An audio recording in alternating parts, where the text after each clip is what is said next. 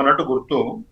ఆ తర్వాత మళ్ళీ తిరిగి అది ఎలక్షన్ సందర్భంగా ముఖ్యమంత్రి గారు ఓవర్ ఎమోషన్ గా ఆగస్టు 15 లోపల ఖచ్చితంగా చేస్తానని చెప్పారు. బట్ ఇప్పటి వరకు చూస్తేనైతే ఓవరాల్ గా government performance vis-a-vis many promises and other governance issues చూస్తే మాత్రం ఆ దిశగా అడుగులు పడుతున్నట్టయితే కనబడతలేదు. ఎందుకంటే మీరు అన్నట్లు మనం ఆల్రెడీ వాళ్ళ జూన్ 17, ఈ నెలలో 13 రోజులు మాత్రమే ఉంది. నెక్స్ట్ ఒక జూలై, ఆగస్ట్ 15 అంటే ఆల్మోస్ట్ 45 to 55 డేస్ 52 డేస్ కావాలి. దీంట్లో వర్కింగ్ డేస్ అంటే ఈ లోపు అయిపోవాలి కదా, 15th లోపు డిస్బర్స్మెంట్ అయిపోవాలి.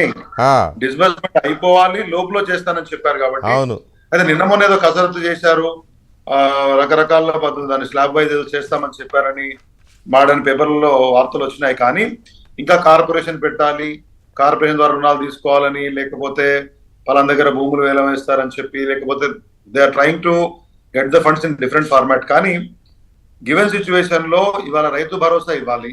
నాకు తెలిసి రైతు భరోసా జూన్ లోపల ఇవ్వాల్సిన రైతు భరోసా ఇప్పటి వరకు ఇచ్చినట్టు లేరు. రైతు బంధు మాత్రమే అమలయ్యేటట్టు పరిస్థితి కనబడతా ఉంది. తర్వాత ఏమనంటే విధి విధానాలు ఖరారు కాలే అంటున్నారు. ఏం విధి విధానాలు ఖరారు కావాలో నాకు ఇంతవరకు అర్థం కాలేదు.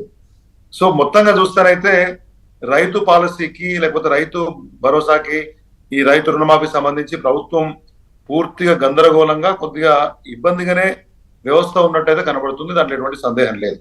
కానీ రైతు భరోసా కూడా ఇవ్వలేకపోవడం, ఇంతవరకు వాళ్ళు చెప్పినటువంటి దాన్ని ఇవ్వలేకపోవడం చాలా బాధాకరమైన విషయం. ఎందుకంటే గతంలో కేసీఆర్ ప్రభుత్వం మొత్తంగా రైతు రుణాలు 39,000 కోట్ల మేరకు మాఫీ చేసిన విషయాన్ని మీకు ఈ సందర్భంగా నేను గుర్తు చేస్తా ఉన్నాను. కానీ ఇప్పుడు మాటలు మాత్రం చాలా గొప్పగా చెప్పారు. ఈ 6 ప్రామిసులు కానివ్వండి, అవి కాకుండా ఈ 6 గ్యారంటీలు, అవి కాకుండా 13, 19 హామీలు ఉన్నాయి. అవి కాకుండా దగ్గర 400కు పైగా రకరకాల హామీలు ఇచ్చినారు. ఎస్పెషల్లీ విద్యార్థులకు వాటికి వీటికి ముఖ్యమంత్రి గారు చెప్పినటువంటి అన్ని అంశాలు జోడిస్తేనైతే నాకు తెలిసి ఈ 5 సంవత్సరాల్లో చేసినట్టయితే కనబడతలేదు. కాబట్టి ఏదేమైనా పెద్ద డాంటింగ్ ఛాలెంజింగ్ టాస్క్ వాళ్ళ ముందు ఉంది. చేయాల్సిన అవసరం మాత్రం ఖచ్చితంగా ఉంది.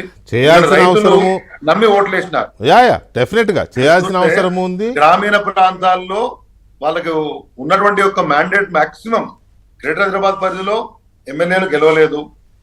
ఆ తర్వాత రైతు మొత్తంగా కూడా గ్రామీణ ప్రాంతాల నుంచే ఈ రైతు రుణమాఫీ, రైతు భరోసా పెంపు, తర్వాత ఈ కరెంట్ కంటిన్యూ చేస్తామని చెప్పి. కానీ ఇవాళ నేను గ్రామాల్లో చూస్తే మాత్రం విపరీతంగా కరెంటు పోతా ఉందనే, అంటే సబ్జెక్ట్ డివేట్ అవ్వద్దు, అవి తీసుకుందాం కావాలంటే ఇష్యూ బేస్డ్గా వెళ్దాము.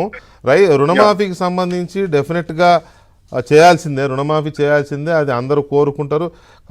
మీరు చేయాలని కూడా కోరుకుందాం, చేసే స్తోమత చేసే సత్తా కూడా ఆ గవర్నమెంట్కి రావాలి అనే మనం కోరుకుందాం. కానీ తక్కువ టైం ఉంది, అది ఎలా పాసిబిలిటీ అవుతుంది? మైగా ఇప్పుడు రైతు బంధు అండ్ రైతు భరోసా పెండింగ్ ఉన్నాయని చెప్పి మీరు ఇద్దరు చెప్తా ఉన్నారు. సో ఈ వీటిని చేస్తూనే రుణమాఫీ ఎలా చేస్తారు?